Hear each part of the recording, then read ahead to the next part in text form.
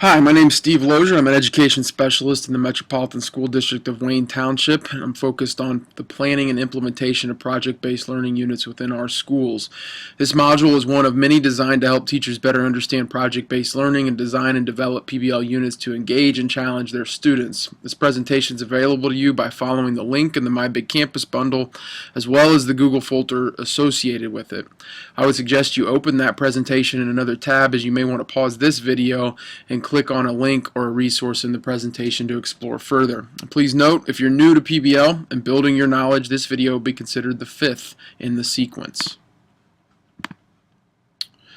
So, just a rationale and objectives for authentic audiences and partnerships. So in Wayne, we start to think about authentic audience and partnerships very early in the planning of a unit for a couple reasons. One, we find that this is the area of lowest implementation among our teachers. Sometimes this is due to teachers' fear or anxiety in terms of bringing professionals or experts into the conversation or classroom, as this is very different than a career day or one-sided presentation. Instead, students often ask really challenging and tough questions and often have a depth of knowledge that can challenge or question the partner or expert's credibility and knowledge on the issue. Other times, teachers rightfully view themselves as content experts and feel shifting that expertise to an outside person could undermine their credibility.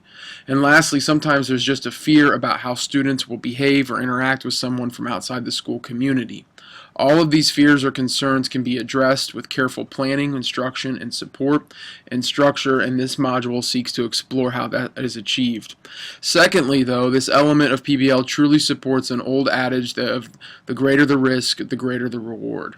We've found in Wayne that the use of an effective partnership or audience can be a watershed distinction between a unit that just glides and one that soars, especially in an urban environment where students may have limited professional experiences or cultural capital in content, topic, problem, or challenge. The engagement power of a well-planned and structured PBL unit with an engaged partner and audience can be a life-changing moment of learning that can lead to what we have come to term marketable curricular-based learning experiences. And I'm going to provide an example of this to illustrate it on the next slide.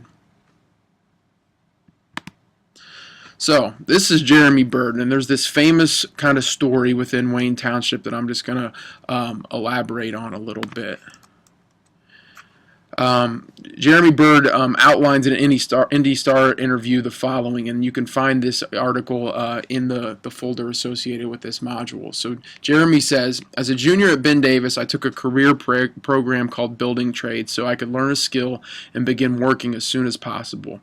But while in the program, our class began a project that turned my interest to environmental conservation and changed my life. We founded a group with the goal to save the school money and the environment as well. We looked at everything that went into a building structure, from the materials used to build it to the operating systems to manage it, the blueprints and design, and even the landscape. When we finished, we presented our project and findings to the principals and school board members. After we finished, we launched a website. Because of this project, I was offered an internship at Schmidt & Associates. Now I'm on my way to becoming a mechanical engineer in an architectural firm so I can design green systems for schools. In the fall, I'll be attending IUPUI to study mechanical engineering, and I'll begin my career at Johnson Mello, working as an engineer for Energy Solutions, a performance contracting company. So a teacher, Doug Sisk, once told me that no matter how big the obstacle, there's always a way to overcome it. He also carried a little rock in his pocket to remind him of David and Goliath's story, and I'll never forget that message. And Doug is one of Ben Davis's PBL teacher leaders, and he always makes the point that he could have taught Jeremy everything he needed to know about building trades, but without the PBL experience, this door would never have been opened for Jeremy.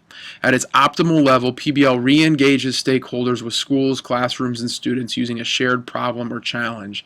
The obvious goal is student learning, but results can also include changes to communities and lives that otherwise would not have been possible. A marketable experience students can discuss as something that sets them apart from other students, and even talent identification or development by individuals, businesses, or organizations.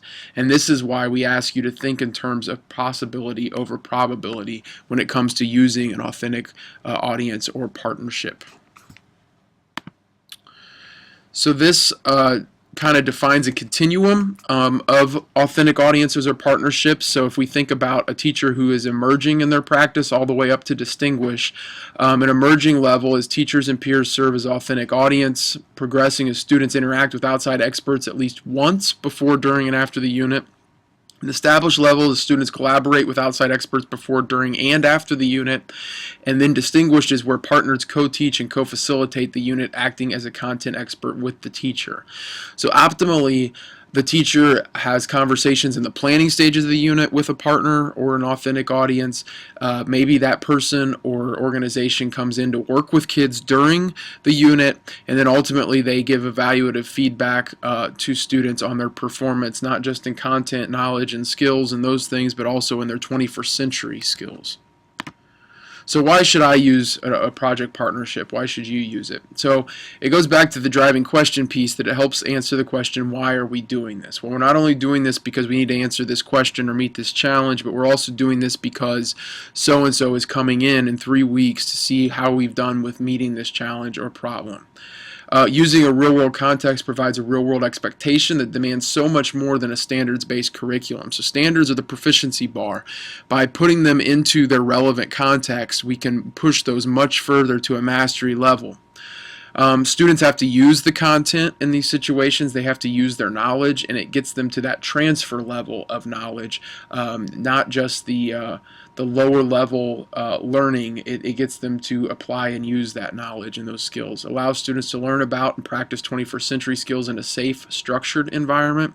And then with reflections, students see it as the most valuable. And I think that's important because students are resistant to this idea at first, but then once they go through the process, they suddenly see, wow, that person and their involvement and my interactions with them throughout this unit really set this apart as a learning experience for me. So who can you use for a project partnership? So think, who in the real world deals with the problem or the challenge? Who gets paid to address it? And who are the stakeholders of your problem? So who is involved in that problem or challenge? People you have a relationship, family, friends, and colleagues. One of the best things you can do is pull out your cell phone and go through your contacts list and think about, one, would this person be a good person to work with kids, and would they be willing to work with kids? And then think about, what do they do? Not just their profession, but what are their interests? Sometimes you can build really powerful curricular units around a person's profession or just their interest. There's also a global community part of this. So there are some Twitter feeds that are directly to give students feedback in a PBL context, and you can explore those. You could use Skype to bring people into your classroom from all around the world through video. And then there's an organization called ePals, which is like a pen pal electronically, where classrooms actually can connect around a problem or challenge, and you could look there. So if we reference like the microorganisms example that I used back in the developing a project idea module, the flu problem shared there in the Common Craft video, you may recall the audience was the class teacher and community members. But the teacher could have also utilized the school nurse as an expert, or a local hospital or doctor. The elementary students could have worked with older students that may know more from their courses, or even local university experts to study the problem or challenge. And if you remember, students had options in how they presented their learning, and one included a video or public service announcement. Another partner in that unit could be individuals in media production or some other field that have relevance that could come in and address the specific need to know. So remember that these partners can be used before, during, and or after the unit, and if a small step for use is consulting an expert, is just you consulting an expert to help you in the planning of the unit, try that before you engage them with students. You can bring in someone for one day to address a specific need to know as well.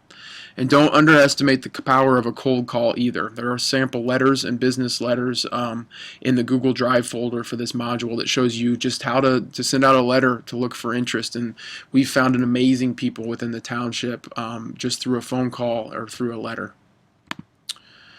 So how do I prepare my students for a project partnership? So make the partnership accessible early in the project. Cover the content, so ensure that student learning is happening throughout that unit. so that you're not surprised when students don't have that knowledge once they present or once you bring that person in. Use your expertise to guide students to think, when blank comes to look at our work on X date, they will probably expect us to know or understand these things, and add those to the know or to the need to knows. Stick with your milestones, so stay on track as best you can to meet those milestones so the kids are prepared when that person comes in. And then have a dress rehearsal, so specific calendar days set aside to practice, going through the presentation and to prepare kids for that type of experience. And so just as much as you need to prepare your students for the experience, you also need to prepare your partner or your authentic audience for the experience. So establish that this is not like a career day. This isn't come to talk about what you do.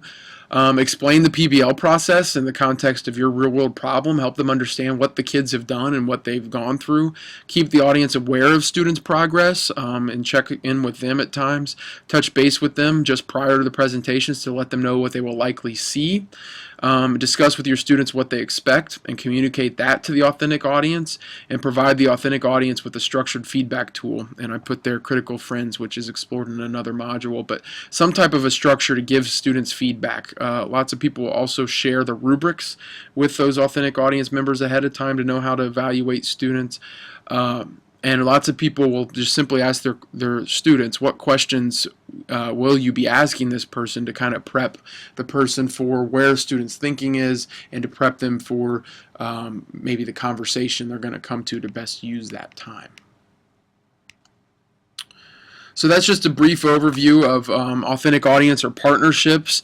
If you're going to capture your thinking there, that's box D here on the planning form. So you think about who deals with the problem in the real world.